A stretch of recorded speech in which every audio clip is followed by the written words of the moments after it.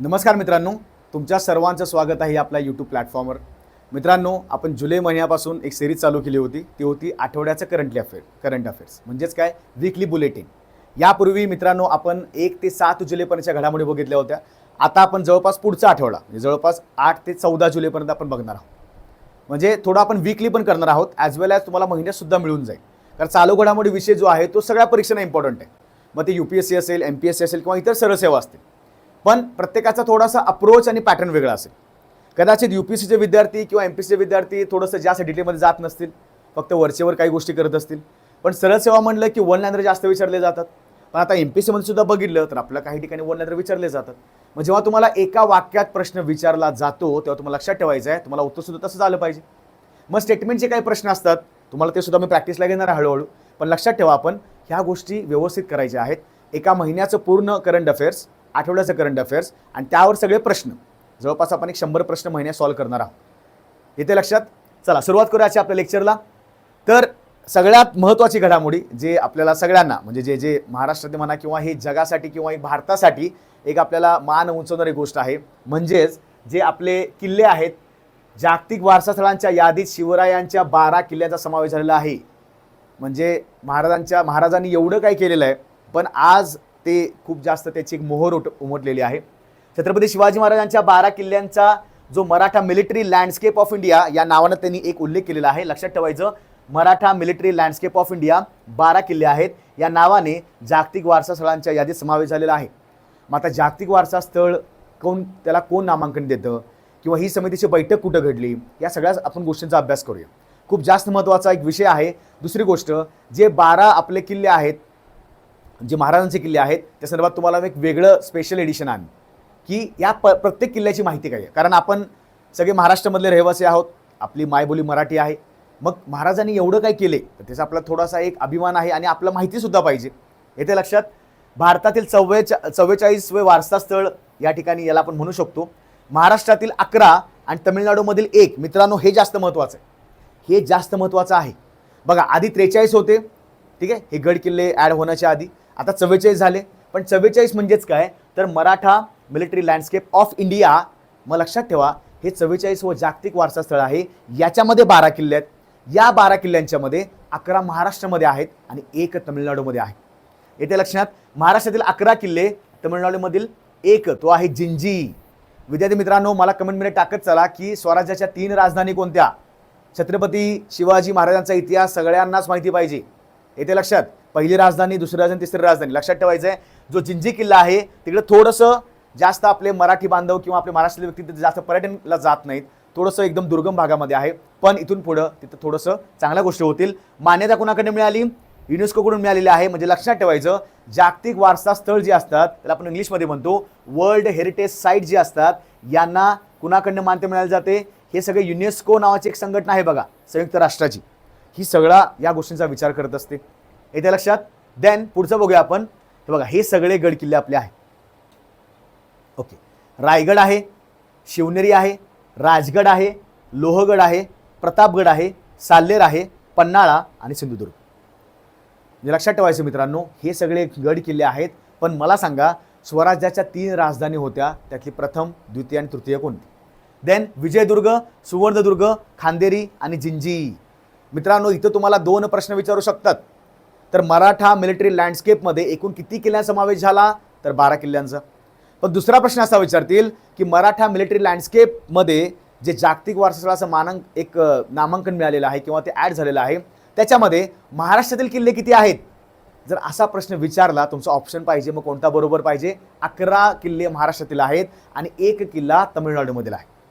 येते लक्षात? व्यवस्थित एकदा तुम्ही सुद्धा नंतर सर्च करू शकता. आता आपली जबाबदारी वाढली. जेव्हा ते जागतिक वारसा स्थळ होतं तेव्हा आंतरराष्ट्रीय पर्यटक तिथं येतात आणि याच्यामुळे थोडं आपली जबाबदारी असेल की गड किल्ले संवर्धन करणं. हे आपण एक मराठा म्हणून किंवा आपण एक महाराष्ट्रातले रहिवासी म्हणून या गोष्टींचं आपल्याला थोडंसं एक प्रकारचं हे पाहिजे, ठीक आहे. त्याचं एक थोडंसं गांभीर्यानं लक्षात पण दिलं पाहिजे. महाराष्ट्र जागतिक वारसा स्थळांची संख्या टोटल विचार करायला गेलं तर आता सध्या 7 झालेली आहे. भारतातील जागतिक वारसा स्थळांची संख्या किती आहे? 44 झालेली आहे. मग लक्षात ठेवायचं, असले प्रश्न विचारले जातात, ठीक आहे. आता इथून पुढं असं थांबून चालणार नाही. प्रत्येक गड किल्ले संवर्धन समिती असेल, त्या ठिकाणी कोणत्या गोष्टी दिल्या पाहिजेत पर्यटन चांगलं झालं पाहिजे, पण आपली पण जबाबदारी आहे गड किल्ले फिरत असताना आपण काही चुकीच्या गोष्टी करू नये. येते लक्षात. चला पुढे बघूया आपण. जागतिक वारसा स्थळे नवीन आकडेवारीनुसार जुलै 2025 आकडेवारीनुसार हा सगळा डेटा तर जागतिक वारसा स्थळाच्या वेबसाईटवरनं घेतलेला आहे, म्हणजे युनेस्कोच्या वेबसाईटवरनं घेतलेला आहे. जगातील एकूण वारसा स्थळे 1243. प्रश्न विचारायची संभावना एकदम कमी आहे. पण जगातील सर्वाधिक वारसा स्थळे ही इटलीमध्ये आहेत मित्रांनो. मग लक्षात ठेवायचं, तुम्हाला असले प्रश्न विचारले जाऊ शकतील की जगामध्ये सगळ्यात जास्त वारसा स्थळं कुठं आहेत, तर ते इटलीमध्ये आहेत. टोटली किती आहेत बघा, 61 वारसा स्थळं आहेत. आणि भारतामध्ये किती आहेत, 44. महाराष्ट्रामध्ये किती आहेत, 7 आहेत. लक्षात ठेवायचं. ओके, बघा पुन्हा मी रिपीट केलं. भारतातील सर्वाधिक वारसा स्थळे असणारं राज्य कोणतं, महाराष्ट्र आहे. महाराष्ट्रातील वारसा स्थळे 7 झालेली आहेत. मित्रांनो, तुम्हाला यातील 2-3 जरी माहिती असतील तर मला कमेंटमध्ये टाकून चला. येते लक्षात. चला पुढे बघूया. ही झाली पहिली घडामोडी की शिवरायांचे जे 12 किल्ले आहेत ते या जागतिक वारसामध्ये सामील झालेले आहेत. आपण आकडा नमूद केलेला आहे. तुम्हाला UPSC MPSC मध्ये किंवा सरळ सेवेमध्ये अशा प्रकारचे प्रश्न विचारले जाऊ शकतात. येते लक्षात. चला पुढची घडामोडी महत्त्वाची आहे ती म्हणजे मुकेश खुल्लर यांचे निधन. आता जेव्हा एखादा व्यक्ती निधन पावतो, ठीक आहे, पण एक विचार करायला गेलं सरासर तर खूपच म्हणजे मोठे अधिकारी असतील किंवा प्रमुख व्यक्ती असतील, एका वर्षामध्ये त्यांना खूप पुरस्कार मिळाला जातो मोठा, किंवा ते कदाचित निधन पावतात. पण आपल्या काही स्पेशल काही महत्त्वाच्या गोष्टी करायच्या आहेत. ठीक आहे. मुकेश खुल्लर यांचे निधन. निवृत्त सनदी अधिकारी आहेत. महाराष्ट्र राज्याच्या 6व्या वित्त आयोगाचे अध्यक्ष म्हणून नेमणूक करण्यात आली होती. मग तुम्हाला हा प्रश्न विचारू जाऊ शकतील. मुकेश खुल्लर संदर्भात खालील विधाने विचारात घ्या. ते महाराष्ट्राच्या 5व्या वित्त आयोगाचे अध्यक्ष होते का, नाही, 6व्या वित्त आयोगाचे होते. मग अभ्यास करताना आपण लक्षात ठेवायचं की हे जे आकडे असतात हे तुम्हाला स्पर्धा परीक्षेला विचारले जातात. 6व्या वित्त आयोगाचे अध्यक्ष होते फायनान्स कमिशन. वयाच्या 65व्या वर्षी हृदयविकाराने निधन झालेलं आहे. मुकेश खुल्लर मूळचे दिल्लीचे 1985च्या बॅचचे IAS अधिकारी. भंडारामध्ये सहाय्यक जिल्हाधिकारी म्हणून सेवेला सुरुवात केलेली आहे. पुन्हा नागपूर जिल्हा परिषद त्यांनी COचं सुद्धा काम केलेलं आहे. म्हणजे लक्षात ठेवा त्यांची सुरुवात कुठं झाली, महाराष्ट्राकडे असल्यामुळे कुठे झाली तर भंडारामध्ये झालेली आहे. मुख्य कार्यकारी अधिकारी नवी मुंबई महानगरपालिका आयुक्त. लक्षात ठेवायचं, जिल्हा परिषदमध्ये CEO होते. पुन्हा नवी मुंबई महानगरपालिका NMMC त्याला आपण म्हणतो, त्याचे कमिशनर सुद्धा होते. महत्त्वाचे, ठाणे जिल्हाधिकारी असताना राज्यातील पहिले नागरी सुविधा केंद्र त्यांनी स्थापन केलेलं आहे, अर्थात सेतू केंद्र स्थापना केलेली आहे. ठाण्यामध्ये पहिलं ज्या ठिकाणी गव्हर्नमेंटचे काही डॉक्युमेंट्स आहेत, ज्या पब्लिक सर्व्हिसेस आहेत त्या लोकांना मिळत जातील, त्यासाठी केंद्र स्थापन केलं पहिल्यांदा. पुढे संपूर्ण राज्यभरात नागरी सुविधा केंद्र सुरुवात करण्यात आली. इथे लक्षात खूपच जास्त इम्पॉर्टंट पॉईंट आहे. पण मला असं वाटते 2 महत्त्वाच्या गोष्टी लक्षात ठेवा. 6वे अध्यक्ष होते आणि दिल्लीचे आहेत. 85चे बॅचचे IAS ऑफिसर आहेत. भंडारात त्यांची सुरुवात झालेली आहे. महाराष्ट्र कॅडरचे अधिकारी आहेत. येथे लक्षात. देन पुढचं बघूया आपण नेक्स्ट. ICCचे नवीन CEO मित्रांनो खूपच जास्त महत्त्वाचं आहे. आता ICCचे अध्यक्ष पण सर्वात तरुण आहेत बघा भारताचे. कोण आहेत, जय शाह आहेत. येथे लक्षात. ते BCCIला आधी होते, पुन्हा आता ICCला गेले. ठीक आहे, BCCI सेक्रेटरी होते. लक्षात ठेवायचं. या पटपट घडामोडी करायच्या. नवीन कोण आहे CEO, तर संजोग गुप्ता आहेत. तुम्हाला प्रश्न विचारला जाऊ शकेल, ICCचे नवनिर्वाचित अध्यक्ष कोण आहेत, ICC. ठीक आहे, इथे का इंटरनॅशनल क्रिकेट काउन्सिल. नियुक्ती 7 जुलै 2025. यापूर्वी ते जिओ स्टारमध्ये CEO या पदावर होते, म्हणजेच मुख्य कार्यकारी अधिकारी, चीफ एक्झिक्युटिव्ह ऑफिसर. लक्षात ठेवायचं. आधीचे ICC कोण होते, जोफ एलार्सिस, इंटरनॅशनल क्रिकेट काउन्सिल म्हणजेच ICC. मग भारतामधली क्रिकेटसाठी नियामक मंडळ किंवा नियामक कुठली संस्था आहे मला कमेंटमध्ये टाकून द्या. जर आंतरराष्ट्रीय क्रिकेट म्हणजे अख्ख्या जगामध्ये जेवढे क्रिकेट देश खेळतात त्यांच्यावर नियंत्रण करण्यासाठी त्यांच्यावर एक प्रकारचं लक्ष ठेवण्याची कुठली समिती असते किंवा कुठली काउन्सिल असते, ICC. तसं भारतामध्ये कोणती बॉडी आहे क्रिकेटसाठी मला कमेंटमध्ये टाका. स्थापना 15 जून 1909 रोजी स्थापना झालेली आहे. मुख्यालय दुबईला आहे. मित्रांनो लक्षात ठेवायचं आहे, इंटरनॅशनल क्रिकेट काउन्सिल दुबईला आहे. बऱ्याच ठिकाणी ऑप्शनमध्ये टाकतात अबुधाबी म्हणा. आता एक ऑप्शन दुबई झाला, कधी टाकतील एकदम वेगळा ऑप्शन, ओमान असेल किंवा काय अरब कंट्री टाकतात. मग येथे लक्षात, दुबई लक्षात ठेवा. अध्यक्ष सध्या कोण आहेत, तर जय शाह हे अध्यक्ष आहेत. सर्वात तरुण अध्यक्ष आहेत. तुम्हाला प्रश्न अगेन विचारला जाऊ शकतो, ICCचे सर्वात तरुण अध्यक्ष कोण, तर जय शाह आहेत. लक्षात ठेवा. ओके, चला नेक्स्ट. महत्त्वाच्या नियुक्त्या. आता या एका वीकमध्ये म्हणजे 7-8 तारखेपासून ते 14 जुलैपर्यंत कोणत्या नियुक्त्या झाल्या तुम्हाला कदाचित येणाऱ्या MPSC परीक्षेमध्ये विचारतील, किंवा अजून तुमच्या परीक्षा कोणत्या आहेत, UPSC असेल किंवा अजून बँकिंगच्या सुद्धा असतील, तर व्यवस्थित लक्ष द्यायचं आहे. महाराष्ट्राचे नवीन मुख्य सचिव राजेश कुमार मीना, जे मला वाटते मी तुम्हाला लास्ट वीकमध्ये सांगितलं होतं, आता विसरायचं नाही. UPSCचे नवीन अध्यक्ष अजय कुमार 35वे, अगेन रिपीट झालं बघा. केंद्रीय मुख्य निवडणूक आयुक्त Gyanesh Kumar, chief election commissioner, लक्षात ठेवायचं आहे. ओके, चला. इस्रोचे नवीन अध्यक्ष व्ही नारायणन, मित्रांनो खूपच महत्वाची संस्था आहे, Indian space research organisation, headquarter आहे बँगलोर. आता विसरू नका, अध्यक्ष आहेत व्ही नारायणन. मला मित्रांनो सांगा कमेंटमध्ये की या व्ही नारायणन हे जे व्यक्ती आहेत यांच्यापूर्वी कोण अध्यक्ष होते, मला कमेंटमध्ये सांगायचं. सर्वोच्च न्यायालयाचे सरन्यायाधीश न्यायमूर्ती भूषण गवई. लक्षात ठेवा मित्रांनो, अभ्यास करत असताना इंटरॅक्टिव्ह ठेवायचं आहे. मी तुम्हाला काही प्रश्न विचारेन, व्यवस्थित लेक्चर करत चालायचं, कमेंटमध्ये टाकत चालायचं, मला समजेल तुम्हाला 100% यायला लागेल. येते लक्षात. RBIचे गव्हर्नर संजय मल्होत्रा आहेत मित्रांनो, 26वे गव्हर्नर आहेत. मग लक्षात ठेवा, तुम्ही अभ्यास करत असताना तुम्हाला कदाचित आधीचे पण विचारतील 25वे कोण होते, न्यायमूर्ती भूषण गवई 52 आहेत, 50वे कोण होते, चर्चेमध्ये होते. मला फक्त कमेंटमध्ये एवढंच टाका सध्या की जे 11वे इस्रोचे अध्यक्ष होते व्ही नारायणन, तर 10वे कोण होते, मला कमेंटमध्ये टाकायचं. चला नेक्स्ट, खूपच जास्त महत्वाचा, अगेन मोदींना सन्मान खूप जास्त मिळालेले आहेत. नरेंद्र मोदींना ब्राझीलचा सर्वोच्च सन्मान मिळालेला आहे, Grand Collar of the National Order of the Southern Cross. मित्रांनो या पुरस्कारामध्ये त्या देशाचं नाव नाही आहे, याचा अर्थ कदाचित तुम्हाला परीक्षेला विचारू शकतील, कारण जर त्या पुरस्कारामध्ये देशाचं नाव असेल तर आपण तो पर्याय घेऊ शकतो देशाचा. आता बघा, Grand Collar of the National Order of the southern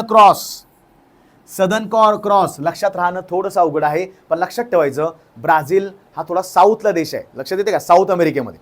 मग सदर्न क्रॉस म्हणजे थोडं ब्राझील लक्षात ठेवा, तुम्हाला हे फिक्स होऊन जाईल. येते लक्षात. मित्रांनो यापूर्वीच्या लेक्चर सिरीजमध्ये, मागच्या वीकच्या लेक्चर सिरीजमध्ये आपण काय काय बघितलं होतं, तर सायप्रसचा पुरस्कार मिळाला होता, घानाचा पुरस्कार मिळाला होता. मग तुमच्या डायरीमध्ये, करंट अफेअर्सच्या डायरीमध्ये हे पुरस्कार लिहून घेत चला. एक्झामला जायच्या आधी महिन्याची रिव्हिजन, पुन्हा वीकली रिव्हिजन तुम्हाला जास्त फायदेशीर ठरणार आहे.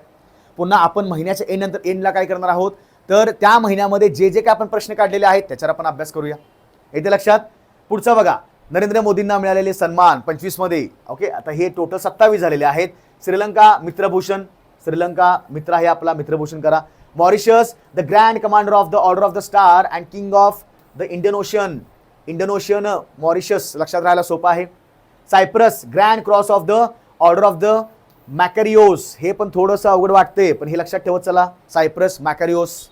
घाना the officer of the order of the star of Ghana, इथं देशाचं नाव आलं म्हणजेच तुम्हाला लक्षात ठेवणं सोपं आहे. असं नाही विचारणार the officer of the order हा पुरस्कार कुठल्या देशाकडे भेटला, नाही, पुरस्काराचं नाव पूर्णच पाहिजे. येते लक्षात. Namibia order of the most ancient वेल इस्टॅब्लिशिया मिराबिलिस, अगेन नाव वेगळं आहे, थोडंसं नाव व्यवस्थित बघा. नामिबिया आहे म्हणजे विचार करा मित्रांनो, आफ्रिकन कंट्री किती आहेत बघा. Trinidad and Tobago the order of the Republic of Trinidad Tobago, याचा तर देशाचं पण नाव आहे, तर हे सिंपल आहे, लक्षात ठेवायचं फक्त.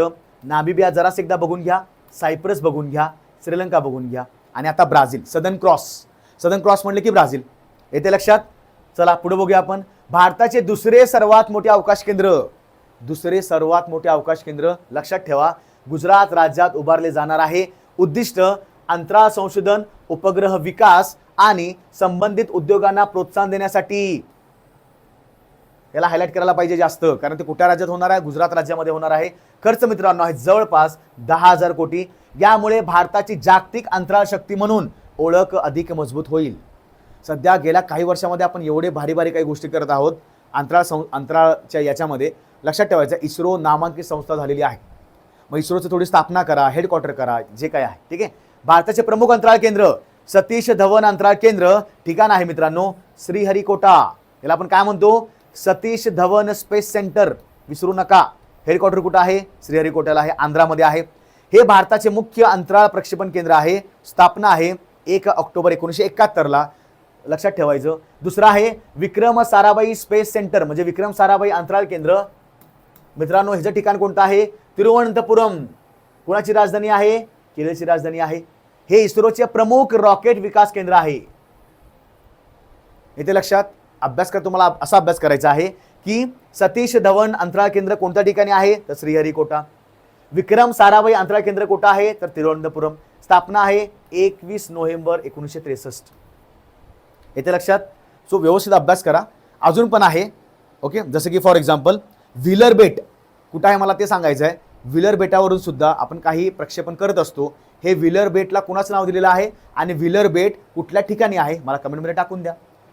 जे भारताचे एकेकाळी राष्ट्रपती होते, खूप प्रख्यात व्यक्ती आहेत आणि सायंटिस्ट सुद्धा होते, एमिनंट सायंटिस्ट सुद्धा होते, वैज्ञानिक प्रमुख होते, ज्यांनी त्यांना मिसाईल मॅन ऑफ इंडिया म्हणतात, त्यांच्या नावावरनं एका ठिकाणी व्हीलर बेटला नाव दिलेलं आहे. त्या ठिकाणी आपण सुद्धा काय करतो? रॉकेट प्रक्षेपण करतो. पण ते कोणतं ठिकाण आहे मला कमेंटमध्ये टाकायचं. इथे लक्षात. चला पुढे बघूया. महाराष्ट्र विशेष जनसुरक्षा विधेयक.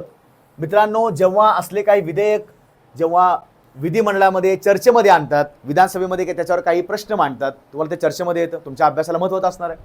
10 जुलै 2025ला विधानसभा व विधान परिषदेत मंजूर करण्यात आले. राज्यपालाच्या स्वाक्षरीनंतर कायद्यात रूपांतर होतं. सगळ्यांनाच माहिती आहे, आपण सगळ्या पॉलिटिक्सचा अभ्यास करत आहोत. म्हणजे कधी ते कायद्यामध्ये रूपांतर होणार? राज्यामध्ये जेव्हा राज्यपाल त्याच्यावर सही करेल तेव्हा ते कायद्यामध्ये रूपांतर झालं. तसं केंद्रामध्ये कोण करेल? राष्ट्रपती सही झाल्याशिवाय त्याचं कायद्यामध्ये रूपांतर होत नाही. राज्याच्या अंतर्गत सुरक्षेसाठी विशेषतः शहरी नक्षलवाद. मित्रांनो, MPSC जो आता वर्णनात्मक पॅटर्न झालेला आहे त्याच्यामध्ये तुम्हाला एसए मध्ये विचारू शकतील, किंवा हा एक प्रकारचा तुमचा थोडा इंटरनल सिक्युरिटीचा भाग आहे अंतर्गत सुरक्षेचा, की शहरी नक्षलवाद म्हणजे काय. अजिबात विसरायचं नाही. त्याला आपण म्हणतो अर्बन टेररिझम. आणि इतर बेकायदेशीर कारवायांवर प्रतिबंध घालण्यासाठी हे विधेयक आणण्यात आलेले आहे. 2 गोष्टी महत्त्वाच्या आहेत, जनसुरक्षा विधेयक आणि दुसरी गोष्ट म्हणजे ही शहरी नक्षलवाद. 2 गोष्टी लक्षात ठेवा. ओके, पुढचं बघा. मुख्य उद्दिष्टे आणि तरतुदी काय आहेत? तर बेकायदेशीर कृत्यांवर नियंत्रण आणणे आहे. उदाहरणार्थ हिंसा भडकवणे. शहरामध्ये खूप जास्त प्रकारच्या हिंसा भडकवल्या जातात, मग हिंसा भडकवणे आहे. कायद्याचे उल्लंघन करण्यास प्रवृत्त करणे. बेकायदेशीर कारवायांमध्ये सामील संघटनांना बेकायदेशीरांनी घोषित करणे. त्या संघटनांना तडीपार करता येतं, त्यांना बेकायदेशीर घोषित करता येतं. तसं केंद्रामध्ये सुद्धा कायदा आहे, हा राज्य सरकारने केलेला आहे. येथे लक्षात. या कायद्याअंतर्गत केलेले गुन्हे अजामीनपात्र असतील. म्हणजेच काय? त्याच्यावर तुम्हाला बेल मिळू शकत नाही. They are non bailable offence. लक्षात ठेवायचं. एखाद्या संघटनेला बेकायदेशीर घोषित करण्याच्या निर्णयाची तपासणी करण्यासाठी सल्लागार मंडळ असेल. म्हणजे जर एखादा कुठल्या संघटनेने काही काम केलं असेल तर ते ठरवावं लागेल ना की ते बेकायदेशीर आहे की नाही. यासाठी काय केलेलं आहे?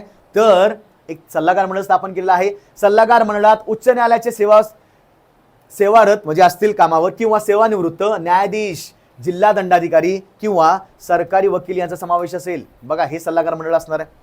हे विधेयक विशेषतः शहरी नक्षलवादाच्या समस्येशी लढण्यासाठी तयार करण्यात आले आहे.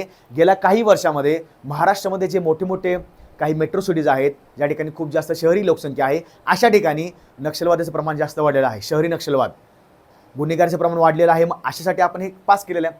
मग तुम्हाला नॉर्मल क्वेश्चनमध्ये विचारतील की जनसुरक्षा विधेयक कशासाठी आहे, पण ज्या मोठ्या एक्झाम आहेत ज्याच्यामध्ये विचारू शकतील की शहरी नक्षलवाद की काय विचारतील, महाराष्ट्र जनसुरक्षा विधेयका संबंधित खालील विधान विचारात घ्या.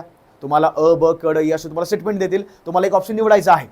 येथे लक्षात. अभ्यास करत असताना वन लायनरमध्ये सुद्धा करा आणि स्टेटमेंट्समध्ये सुद्धा करा. तुम्हाला दोन्हीचा अभ्यास होऊन जाईल.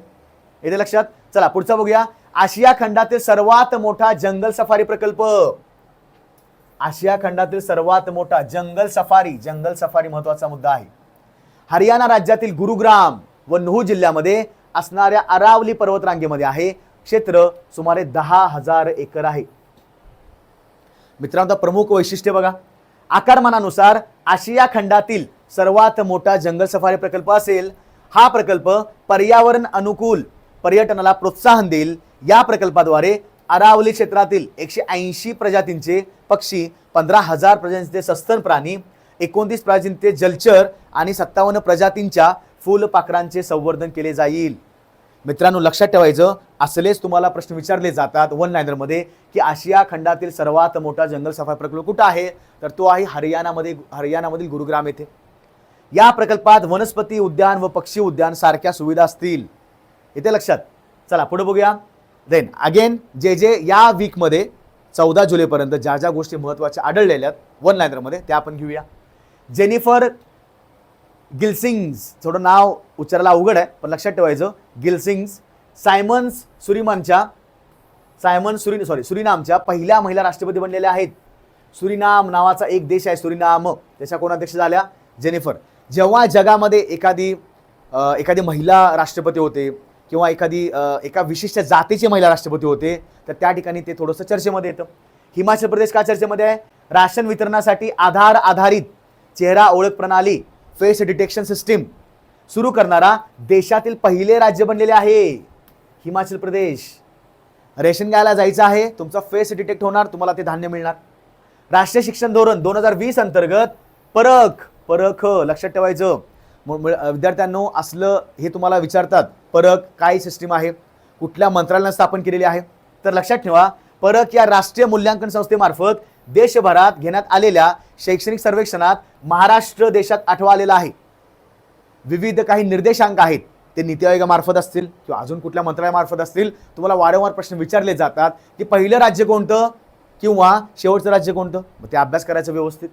श्यामप्रसाद मुखर्जी जनसंघाचे संस्थापक व राष्ट्रीय स्वयंसेवक संघाचे नेते यांच्या 125व्या जयंतीनिमित्त 125 रुपयाचे नाणे काढण्यात आलेले आहे. मित्रांनो हा आकडा लक्षात ठेवा. फक्त तुम्हाला विचारू शकतील श्यामप्रसाद मुखर्जीची कितवी जयंती होती? 100, 125, 150, 175 तर 125वी होती.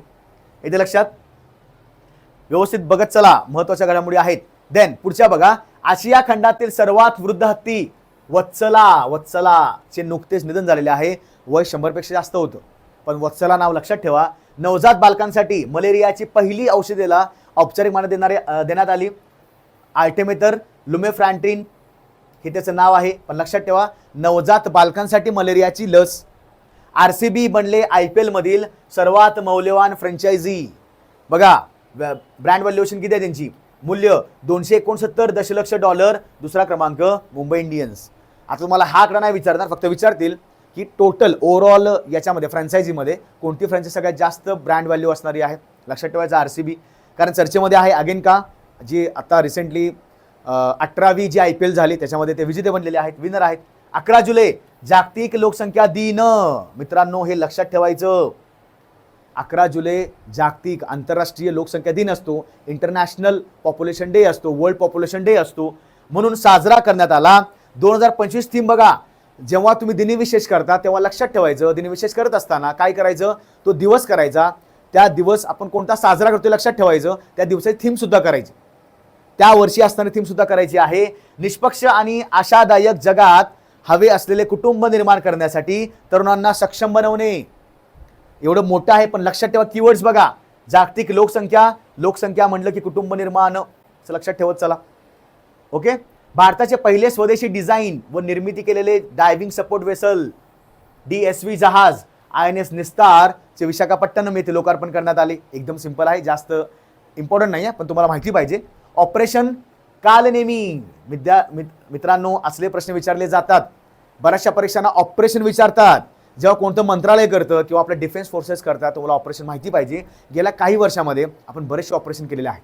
ऑपरेशन गंगा असेल, ऑपरेशन देवी शक्ती असेल, ऑपरेशन इनायत असेल, ऑपरेशन स्वाधार असेल, ऑपरेशन राहत असेल. येतं लक्षात? उत्तराखंडमधील बनावट साधूंचे रूप घेऊन लोकांची फसवणूक करणाऱ्या व्यक्तींवर पोलिसांद्वारे कारवाई केली जाईल. कालनेमी. थोडंसं उत्तराखंडच्या भागामध्ये हिमालयाच्या पट्ट्यामध्ये काही ठिकाणी तिथं बरंचसं केदारनाथ वगैरे ह्या गोष्टी असल्यामुळे काय होतं, थोडंसं जास्त साधू वगैरे जास्त जातात. ठीक आहे, थोडंसं ढोंगी असतात, लोकांना फसवतात. मी यासाठी केलेलं आहे. ओके. तलाश उपक्रम. राष्ट्रीय आदिवासी विद्यार्थी शिक्षण संस्था कडून हा उपक्रम देशभरातील आदिवासी विद्यार्थ्यांचे शैक्षणिक व वैयक्तिक विकास सुधारण्यासाठी सुरू करण्यात आला.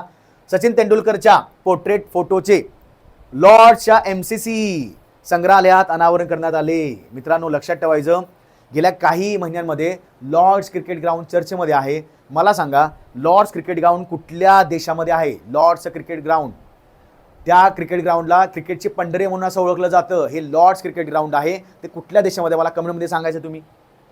चला विम्बल्डन. मित्रांनो खूपच जास्त महत्त्वाचं आहे, वारंवार स्पर्धा परीक्षेला विचारला जातो. पण लक्षात ठेवा एका वर्षामध्ये जे 4 क्रिकेट ज्या स्पर्धा होतात टेनिसच्या, त्या तुम्हाला लक्षात ठेवायचं आहे की खूपच जास्त महत्त्वाचे असतात.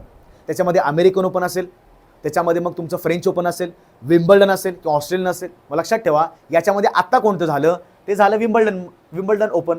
पुरुष एकेरी विजेता पुरुषांमध्ये, फक्त लक्षात ठेवायचं पुरुषांमध्ये विजेता कोण आहे, स्त्रियांमध्ये विजेती कोण आहे. पण दुसरा एक मुद्दा करायचा, जो व्यक्ती इथे कॉम्पिटिशन जिंकतो, जो विजेता असतो, त्याचा देशसुद्धा करायचा. तो कोणत्या देशाचा रहिवासी आहे का कोणत्या देशाचा नागरिक आहे, तुम्हाला प्रश्न विचारले जातील. लक्षात ठेवायचं पुरुष एकेरीचा विजेता होता जॅनिक सिन्नर, जो होता इटली या देशाचा. महिला एकेरी विजेती कोण होती, तर इगा स्विएतेक, ही पण चर्चेमध्ये होती मित्रांनो. पोलंड देशाचे रहिवासी आहे, पोलंड. येथे लक्षात व्यवस्थित अभ्यास करत चला. कोणता व्यक्ती असेल त्याच्या देशाचं नाव करायचं आहे. दुसरी गोष्ट, नोवाक जोकोविक सध्या खेळत आहे, पण जे दोन प्रमुख जे टेनिस स्टार होते त्याच्यामध्ये एक आहे तर रॉजर फेडरर, दुसरा आहे राफेल नदाल. दोघांचं निवृत्ती घेतलेली आहे. पण लक्षात ठेवा की सगळ्यात जास्त सध्या जोकोविक आहे, म्हणजे खूप जास्त त्याला ग्रँड स्लॅम मिळाले आहेत. पण आता ही नवीन पिढी येत आहे, मग जॅनिक सिन्नर असेल, कार्लोस अल्काराज असेल, ठीक आहे, देन इगा स्विएतेक असेल. लक्षात ठेवायचं, अजिबात विसरायचं नाही. जसप्रीत बुमराचा विक्रम झालेला आहे. जसप्रीत बुमराने कपिल देव यांचा परदेशात सर्वाधिक 5 वेळा विकेट्स घेण्याचा विक्रम मोडलेला आहे. आणि सध्या जसप्रीत बुमरा जो आहे तो खूप जास्त आपला फास्ट बॉलर आहे. बुमराने 13 वेळेस 5 विकेट घेतलेल्या आहेत, कपिल देव यांनी 12 वेळेस घेतलेल्या आहेत. मग 5 विकेटच्या हॉल म्हणजे ते 5 विकेटचं एक ते प्रणाली आहे. त्याच्यामध्ये लक्षात ठेवायचं सगळ्यात जास्त विकेटा 5 विकेटा कोणी घेतलेल्या आहेत, तर सध्या बुमरा झालेला आहे. येथे लक्षात. सोनाली मिश्रा मित्रांनो, पहिल्या महिला असतील तर लक्षात ठेवायचं ज्या ज्या मोठ्या संस्था आहेत, केंद्रीय संस्था आहेत, त्याच्यामध्ये तुम्हाला असे प्रश्न विचारले जातात. सोनाली मिश्रा नाव आहे त्यांचं. रेल्वे सुरक्षा दलाच्या RPF रेल्वे प्रोटेक्शन फोर्स पहिल्या महिला संचालक बनल्या आहेत. त्या वरिष्ठ IPS अधिकारी आहेत. लक्षात ठेवायचं ज्या कुठल्या सेंट्रल आर्म पोलीस फोर्सेस आहेत त्याच्यामध्ये शक्यतो IPS जे अधिकारी असतात ते तिथं शक्यतो डायरेक्ट जनरल बनतात किंवा संचालक बनतात. ओके. ॲडव्होकेट वर्षा देशपांडे, नाव विसरायचं नाही, सोनाली मिश्रा यांना संयुक्त राष्ट्राचा आंतरराष्ट्रीय लोकसंख्या पुरस्कार 25 देण्यात आला. कशाबद्दल, त्यांच्या विशेष कामगिरीबद्दल. कामगिरी बघा, लेक लाडकी अभियानामार्फत देशभरात गर्भधारणापूर्वी व प्रसूपूर्व लिंग निवडीस प्रतिबंधक कायदा 1994 आहे. त्याला आपण काय म्हणतो, PCPNDT ऍक्ट. लक्षात ठेवायचं, विसरायचं नाही. साठी गेली 30 वर्ष त्या काम करत आहेत, म्हणून या पुरस्काराने सन्मान केलेले आहेत. मित्रांनो, महत्त्वाची व्यक्ती आहे ॲडव्होकेट वर्षा देशपांडे. येथे लक्षात. आता आपण मगाशीच बघितलं ना, 11 जुलैला काय होतं, तर आंतरराष्ट्रीय लोकसंख्या दिवस म्हणून तो त्यांना दिलेला आहे विशेष कामगिरीमुळे. येथे लक्षात. सो इथं आपण ह्या आठवड्याच्या घडामोडी संपवलेल्या आहेत. मित्रांनो, असंच लक्षात ठेवायचं, इथून पुढे आपण ज्या वीकली घडामोडी आहेत त्या आपण व्यवस्थित करायच्या. दुसरी गोष्ट, महिन्याच्या जे ओव्हरऑल असेल जुलै महिन्याचं पूर्ण ते सुद्धा करायचं. त्याचबरोबर जुलै महिन्याचं पूर्ण जे काही चालू घडामोडी आहेत त्याच्यावरचे क्वेश्चन सुद्धा करायचे. येथे लक्षात. तर व्हिडिओ असाच तुम्ही बघत चला. आपल्या चॅनल सबस्क्राईब केलं नसेल सबस्क्राईब करा, लाईक करा, कसं वाटलं तुम्हाला सांगा, आणि मी विचारलेल्या प्रश्नाचे उत्तर सुद्धा कमेंटमध्ये टाकत चला. येते मित्रांनो. आणि जे आपले बाकीचे मित्र आहेत जे स्पर्धा परीक्षा करतात, मग ते UPSC असेल, MPSC असेल, बँकिंग, SSC किंवा सरसेवा असेल, त्या सगळ्यांना सांगा की आपण चालू घडामोडी बुलेटिन चालू केलेलं आहे, वीकली बुलेटिन आणि मंथली बुलेटिन. येते लक्षात. चला, धन्यवाद. पुन्हा भेटू. जय हिंद.